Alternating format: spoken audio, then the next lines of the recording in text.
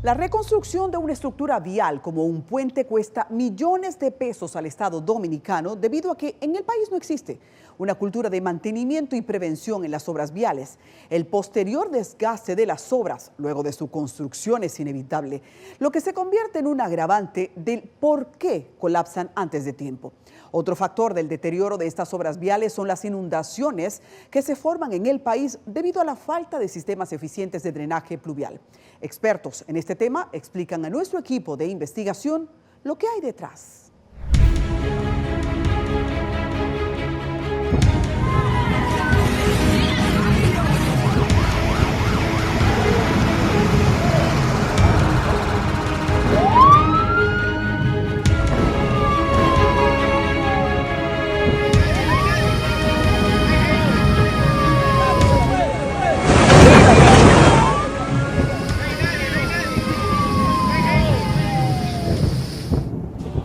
El geólogo Osiris de León explica el por qué los problemas de estancamiento fluvial en el país son fundamentales en el deterioro de las infraestructuras.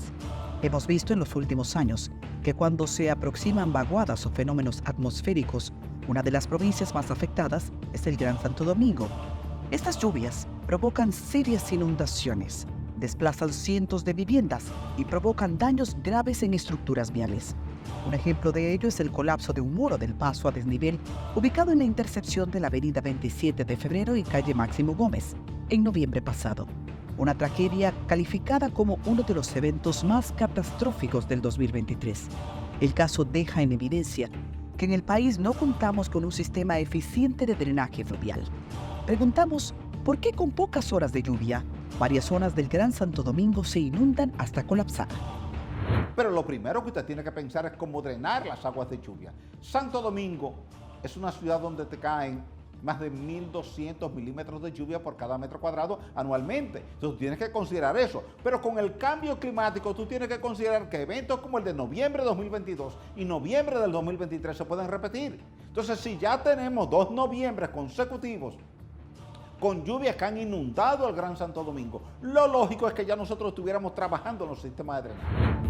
De León califica la caída del muro del paso al desnivel en la avenida 27 de febrero con Máximo Gómez como un total descuido. Esa obra había fallado a poco tiempo después de su construcción en 1999, siendo uno de los profesionales del CODIA que participó en advertir la situación y el planteamiento de su prevención. En la ingeniería nada debe fallar. La probabilidad de que una obra falle debe ser 0 en ingeniería. ¿Por qué obras recientes con 23, 24 años nos fallan? No deben fallar. El expresidente del CODIA, ingeniero Teodoro Tejeda, explica que la mayoría de los puentes son construidos con fallas desde que comienza su construcción y que estas estructuras, debido a su vulnerabilidad, no son capaces de resistir las condiciones climáticas que se presentan en el país. Hay que darle un carácter primario al mantenimiento de puente. Incluso, si ahora ustedes se dan cuenta en Ocoa cada vez que hay una grande cantidad de lluvia vienen en esa grande avenida por el proporcionamiento, como ya le dije, mal manejo de cuenca hídrica, no hay dragado, no hay drenaje, nada de eso, o sea, no hay canalización de río. Esos puentes se dan. Expertos en el tema coinciden en que las inundaciones que se forman en el Gran Santo Domingo y el Distrito Nacional causan daños irreversibles en las infraestructuras viales. Se debe a fallas en el diseño del sistema de drenaje y acusan a las autoridades pertinentes de ser responsables en la última década del agravamiento fallido del drenaje de la ciudad. Pero eso todavía lo vemos hoy día en la autopista Duarte. Hemos tenido en los últimos años puentes que han fallado por un tema de socavación en un proceso de lluvias. Lo que quiere decir que ciertamente tenemos que entrar en un proceso de revisión de nuestros puentes, los viejos y los nuevos. Pero eso hay que articularlo con la normativa. Las normativas hay que actualizarlas permanentemente. Y todo lo que haya generado una falla en el pasado tiene que ser erradicado de los códigos de construcción. El ingeniero Teodoro Tejeda, quien recorre el país con mucha preocupación al ver la condición de puentes, llama la atención de uno de ellos. Se refiere a un puente en Elías Piña, y dice no entender cómo las autoridades cruzan por uno y otro puente sin hacer nada. Elías Piña, pero que uno entra por el cercado, creo que se entra por ahí.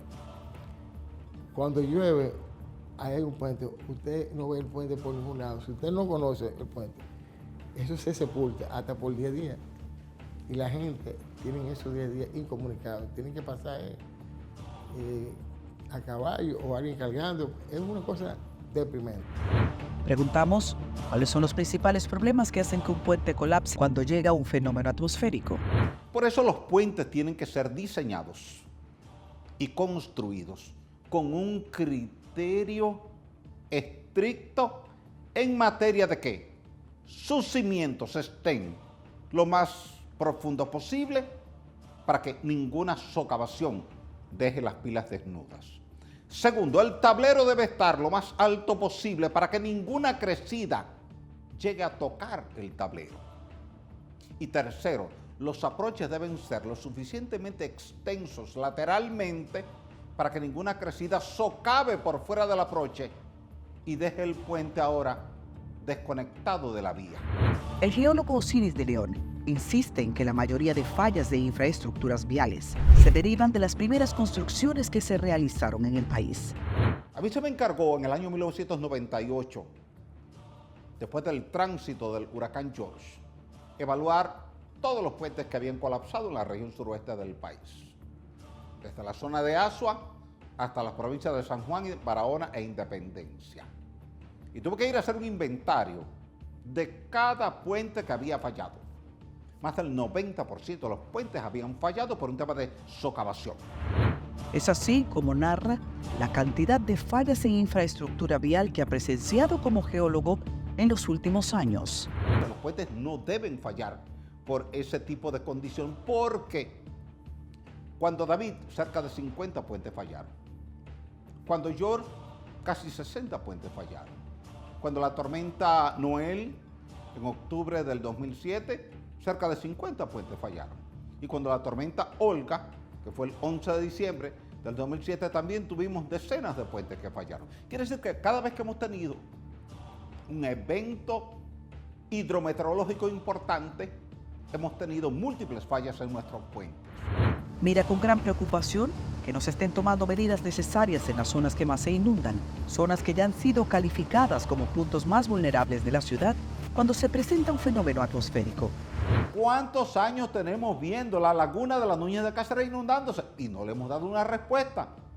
¿Cuántos años tenemos viendo al Club Los Prados inundándose en sus alrededores? Y no le hemos dado respuesta. ¿Cuántos años tenemos viendo a sectores de Naco y de Piantini inundándose y no les hemos dado respuesta? Entonces, tenemos que ir reduciendo la cantidad de puntos críticos que tenemos en el Gran Santo Domingo, que se nos inundan cada vez que llueve.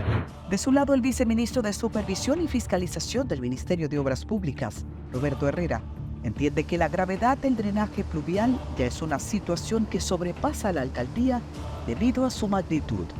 El problema del drenaje de la capital ya sobrepasa el ámbito de las alcaldías. Es un problema del gobierno, o sea, históricamente no hemos invertido lo que se requiere en el drenaje de toda la ciudad. Y una ciudad que ha tenido un crecimiento vertiginoso como esta, evidentemente se agrava más.